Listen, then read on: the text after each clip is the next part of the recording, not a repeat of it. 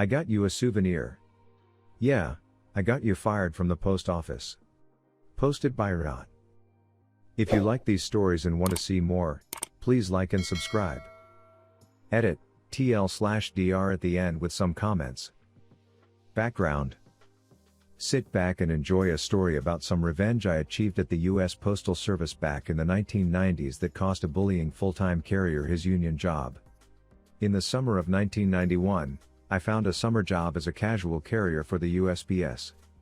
They used to hire summer temps to cover for all the full-time carriers who mostly took their vacations in the summer. The USPS has rules that things had to be delivered within certain time windows. People could get fired if they took too long to do tasks.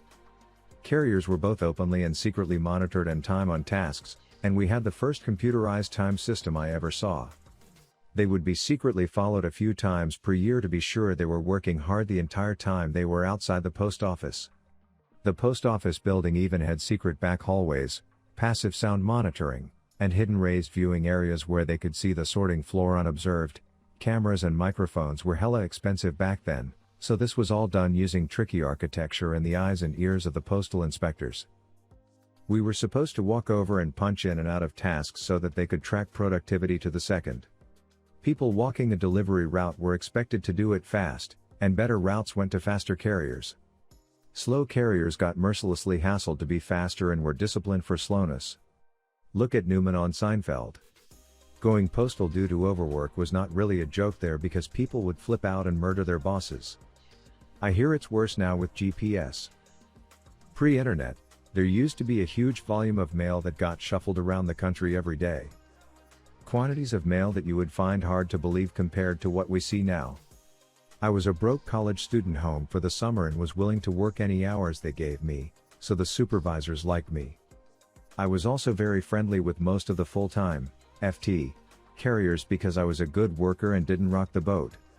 Also, for other reasons that you'll see below. I'm a fairly big guy, 6'5" or about 195 centimeters, about 210 pounds back then, and I could carry a lot of weight, so that also made management happy. I was also in my early 20s with long legs so I could move fast, carrying a lot of weight. Sorting mail back then was labor intensive and took a lot of time to learn. I had a regular route that I would deliver in the afternoons that was sorted by a regular. I would usually do oddball delivery stuff in the mornings, help move heavy things around, do special deliveries, etc. I would also deliver for FT carriers that went on vacation or whose T6 was on vacation. Side note, mail delivery is 6x per week, but FT carriers only work 5 days per week. The T6 is an FT carrier who did the 6th day for 5 routes. That way, it worked out that everyone only worked 5 days per week. At the time, a lot of retail catalogs were mailed to houses. A lot of them. Some were substantially bigger than current magazines. We also delivered magazines, ads, packages, and samples. A lot of companies would mail free samples of products like laundry detergent, shampoo, and other liquids to be delivered to every house on the route. These were the bane of the carrier's existence because they were bulky and heavy. This slows you down and is physically taxing. Usually, carriers would divide the very heavy stuff up and deliver it throughout the week. On to the revenge. I was assigned to do the T6 work for Dave, name changed, for a few months. F# King Dave. Picture a failed phys ed teacher in his 40s.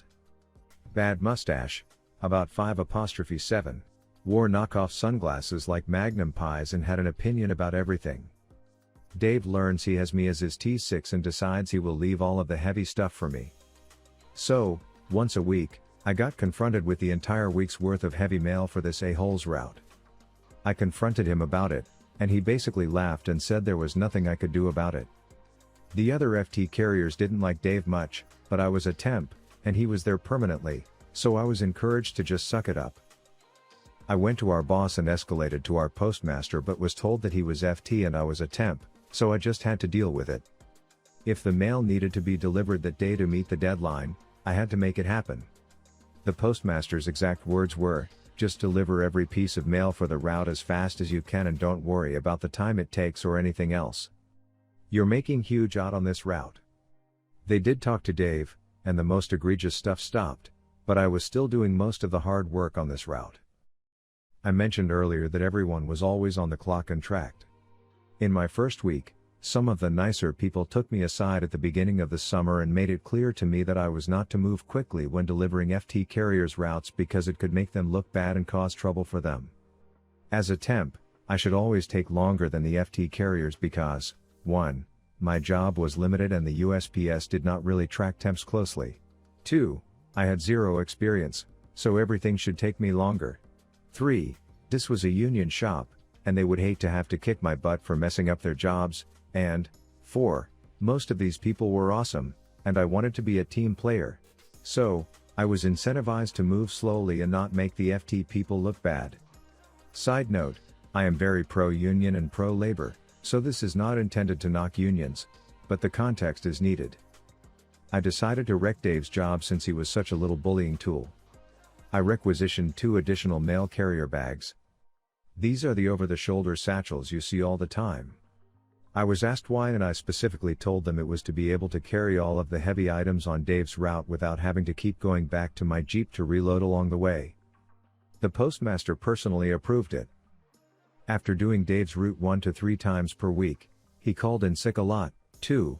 For a few weeks, I knew it very well and was staying on top of the heavy stuff. Once I was comfortable with the route, I started running it. I would literally load up 3 mailbags for each segment of the route and jog or run his entire route.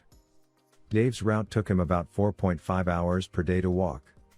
This was probably accurate for him, and he'd been on the route for several years. I would finish it in 3 hours or less. Every day. Rain or shine. No matter how many magazines, samples or packages were waiting. No one really noticed I was coming back so quickly and punching back out of delivering his route when I was only doing it a few times per week. I would come back, pick up other work and get that done. The fun started when Dave took a 2-week vacation, and I handled his route 6 days per week. Since I was doing the work right, there was never a backlog of heavy items landing on me once per week. This made it even easier to jog or run his route as I was back to using 1 mailbag and fast walking/jogging was enough to get it done quickly.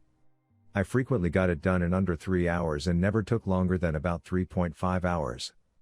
My personal best was under 2.5 hours. I got pulled aside by my supervisor and the postmaster after the first week. They asked me about my timekeeping practices, and I confirmed that I was doing things correctly. I would punch into his route on departure, keep the appropriate logs, and punch back in when I got back. The postmaster then asked me about Dave's route. I played completely dumb. He noted that I complained about the mail volume several weeks ago and that I used to take 6, 7, or more hours to get it delivered. I explained that I was spreading the heavy deliveries out over the whole week and that it really made a difference. He asked me if I was really delivering all the mail and whether I was hiding or throwing away mail, a serious problem if true. I got very offended and told him I delivered every piece of mail for the route every day. Then I dropped the bomb. I told him I was having trouble understanding why this route was budgeted for 5 hours to deliver when it clearly could be done much faster than that. I pointed out that it was a lot of dense multi-family housing, which means less walking. I told him lots of people on the route seemed surprised that I did not want a soda pop or to sit down and talk for a minute like Dave always did with them. Pure lies. All in my innocent, gosh I want to help the USPS voice. I told the postmaster that I was delivering all the mail as fast as I could and not worrying about anything else. I jogged the route again for the next 6 days and kept getting it done in much less time than Dave. Dave did not know about any of this. He made a point of finding me on his first day back to ask how I enjoyed doing all the hard work for him while he was vacationing. I told him I'd learned a lesson about how to treat your coworkers. He laughed at me and went back to sorting mail. He came back a few minutes later and said he got me a souvenir, and he then pulled his middle finger out of his pocket. Classic Dave. That was my last week at the USPS, and I headed back to college. I kept in touch with some of the friends I'd made there, and one of them was very happy to tell me that Dave was fired about 2 months after I left. Due to the massive discrepancy in how long it took him and me to deliver the route, the higher-ups audited his route and discovered that he actually was lollygagging, taking unauthorized breaks, and apparently having an affair with a woman on his route, all on the clock. I, on the other hand, was in great physical shape after all that running and had pockets full of cash for that semester. His regular T6 also got most of the heavy stuff dumped on her, so she didn't get into any trouble for her delivery times because she was swamped with heavy mail on her day. She actually bid for and got the full route time when Dave was shown the door.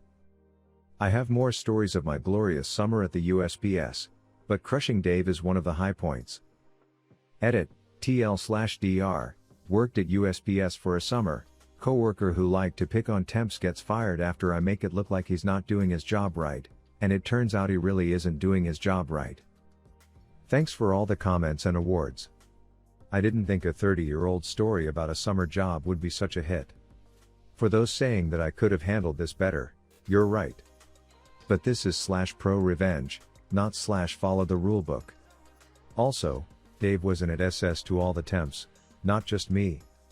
He just chose me as his special whipping boy for that summer, and I decided not to grin and bear it. And now for the top comments. Used to work at USPS. This crap still happened when I worked there, like 2 years ago, and I'd imagine it is still happening today. I love this.